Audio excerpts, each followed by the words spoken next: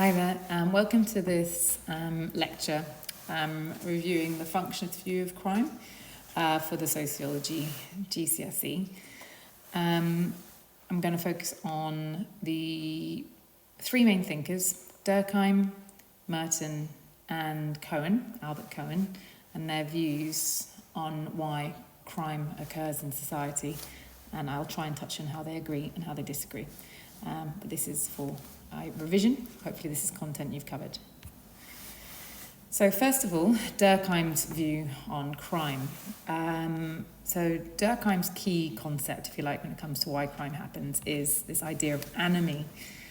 And anomie is a sense of normlessness, not feeling like you belong, not understanding if you like, the shared norms and values of the place that you are living in, for example. And that can come from two sources.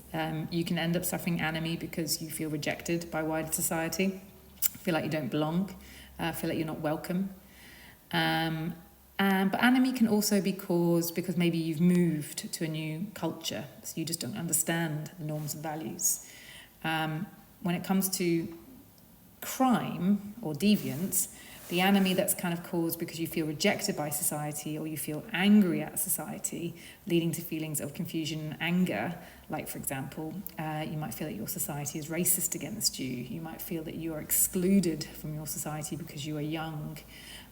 You might feel rejected by your peers. You might feel like you were fired from work unjustly.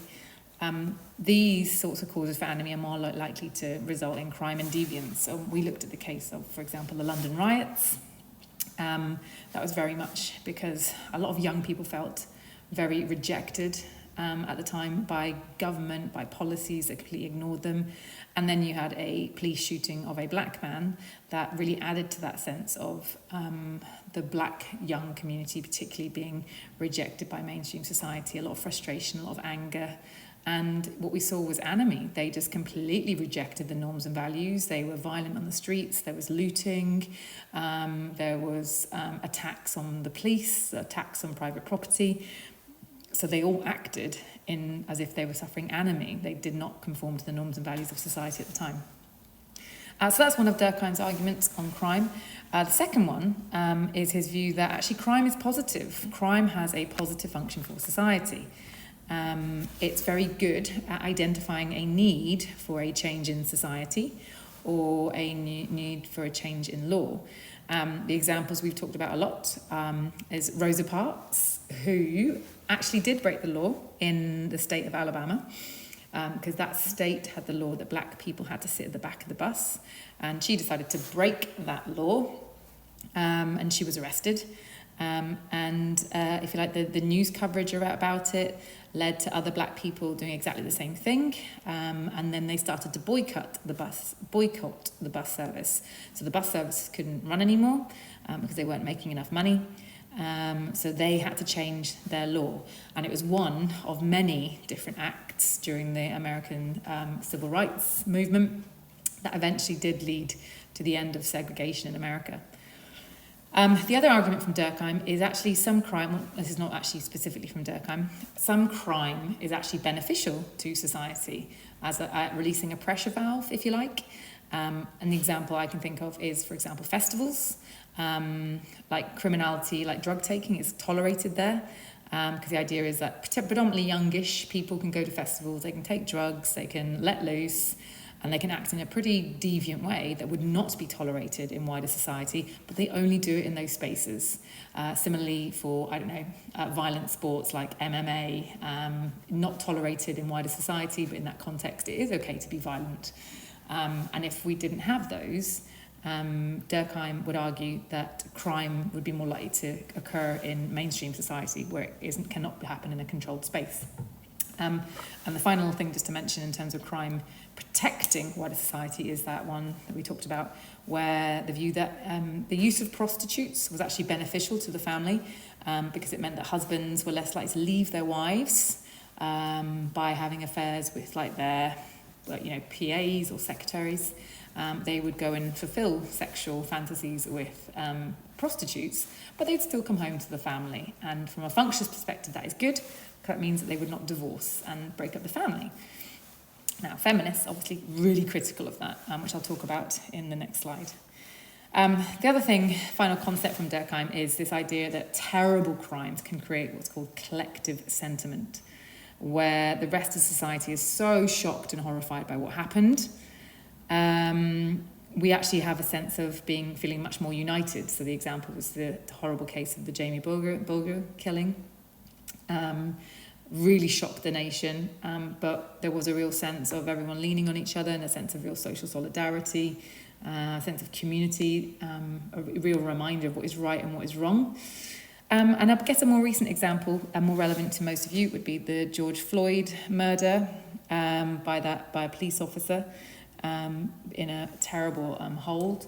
And that was an awful crime. But the shock at the footage, the shock at seeing what happened, really did unite not just a country where it happened, like America. It united the whole world, if you like, against this idea of structural racism, institutional racism in the police, and led to reform, not just in America, but also in places like the UK. So the George Floyd example can also be used as crime having a positive function as an example. But it certainly did create a sense of collective sentiment. People were united in shock and horror at what happened, and it really did remind us of what is acceptable and what is not.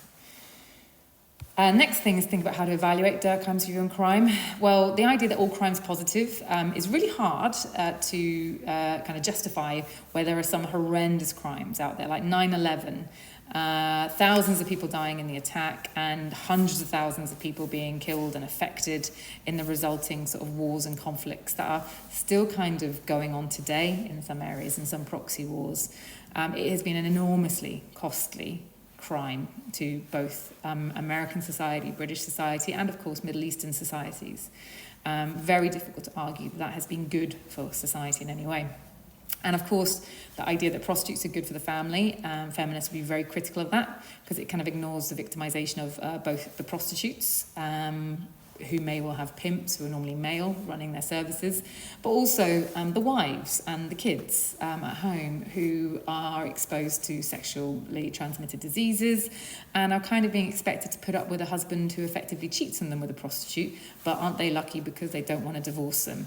Feminists would say that's completely outrageous, and if anything, a divorce would be a good thing for that family to escape that kind of male influence in the home.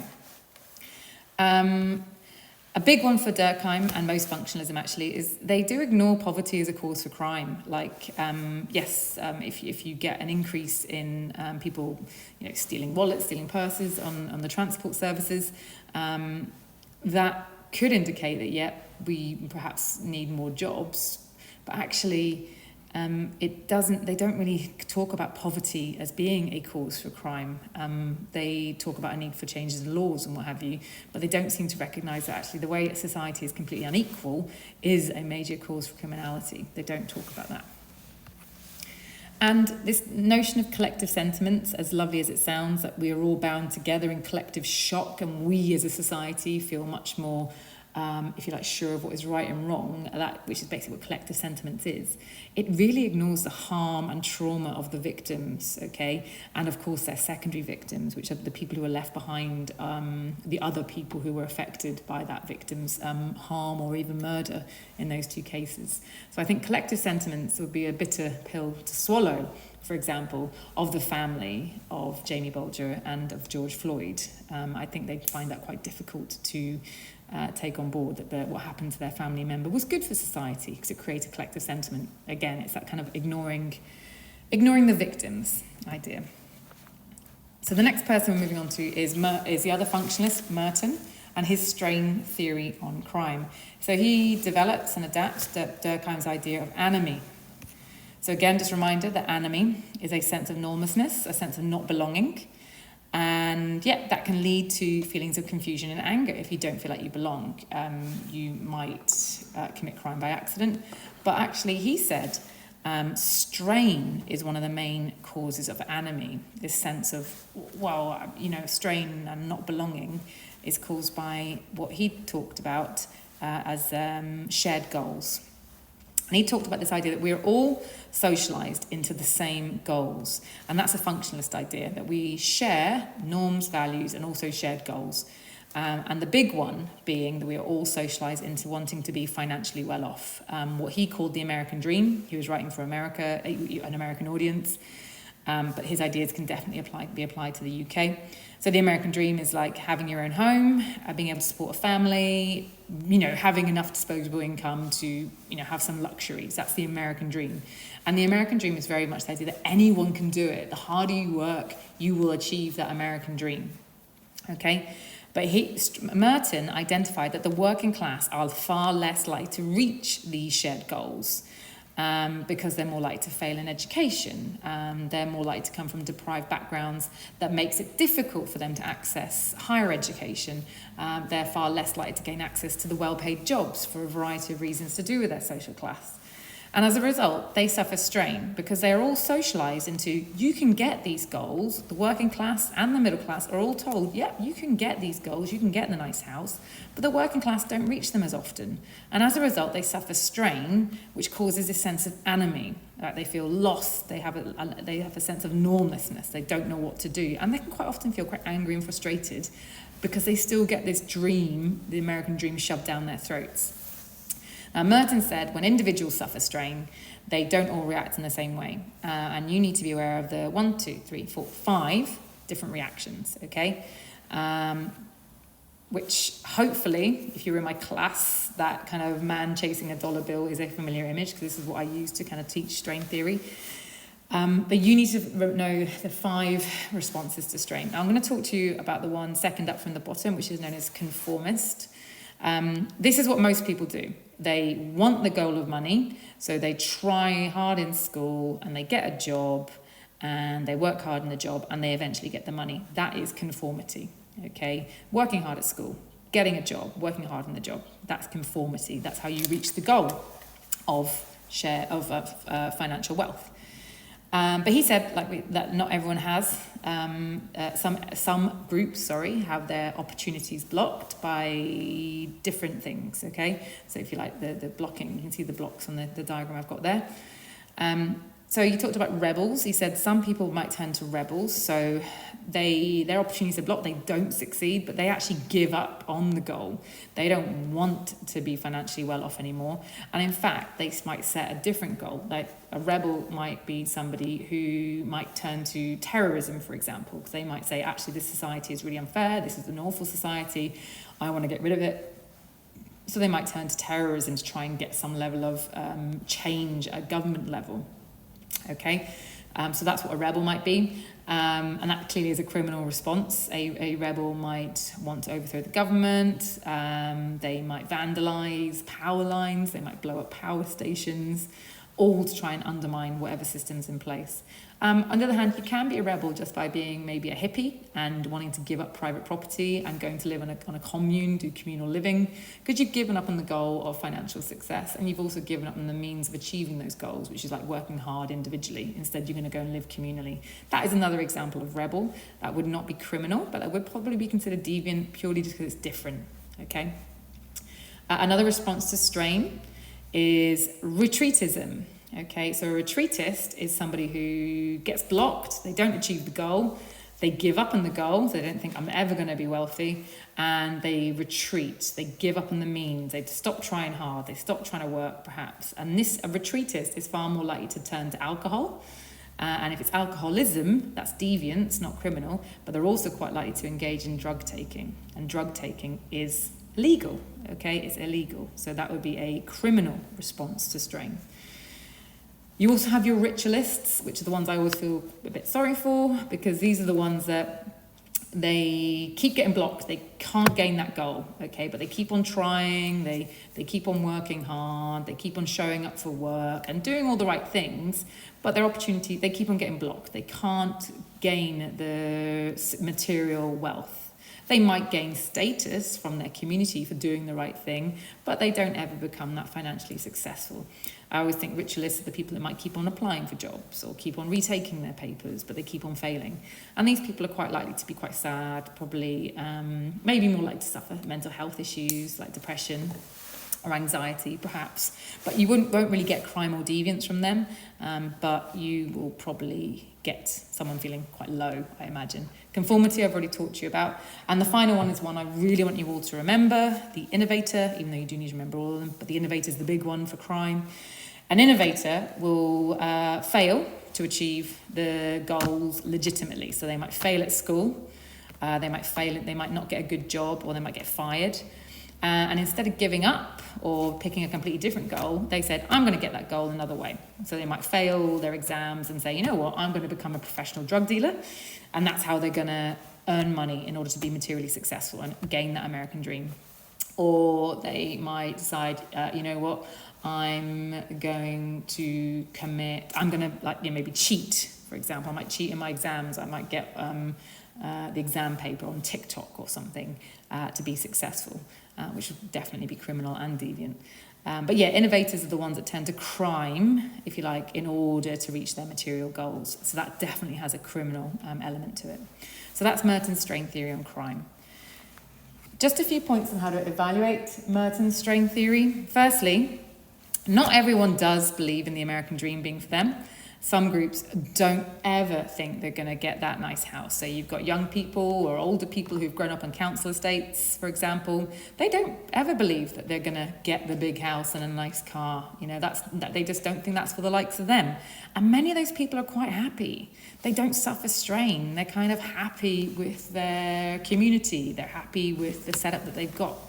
So not everybody does want that American dream, okay? And Merton assumes that everybody does. Secondly, Merton doesn't really explain white-collar crime, like tax fraud, trying to hide your money abroad, for example, to avoid paying tax. So the rich don't suffer strain. They've already got the house, they've got the car, they've got perhaps a stable, they've been able to support their family. And yet they still continue to commit white-collar crime. So there must be another cause for it other than strain. And finally, youths, if you like, are one of the most deviant/delinquent groups in society. They are the most likely to push the boundaries of acceptable behaviour. They are very likely to commit crime and deviance.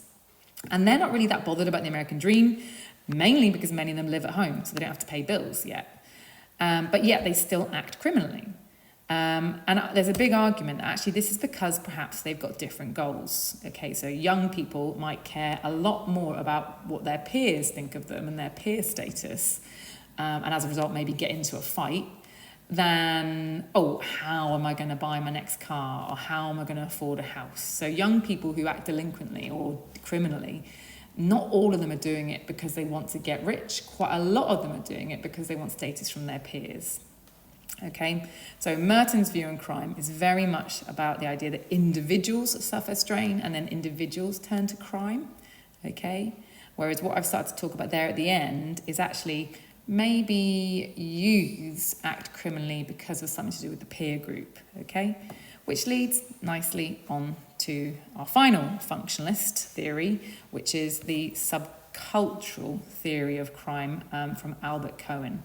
Now, this sits within the functionalist perspective because they talk about norms and values as a reason for why crime takes place, okay? But yeah, if you see any questions on subcultural theory, that's Albert Cohen. But if you see a question on functionalism, you can also write about subcultural theory because it sits within that same kind of framework. So, Albert Cohen argued that working class boys, and he did only write about working class boys because he was writing in the 1960s where I guess delinquency and criminality was seen as much more of a male phenomenon than female. Working class boys are denied status in schools. They don't get it from teachers. They are not rewarded with praises. And ultimately, they don't get it from grades.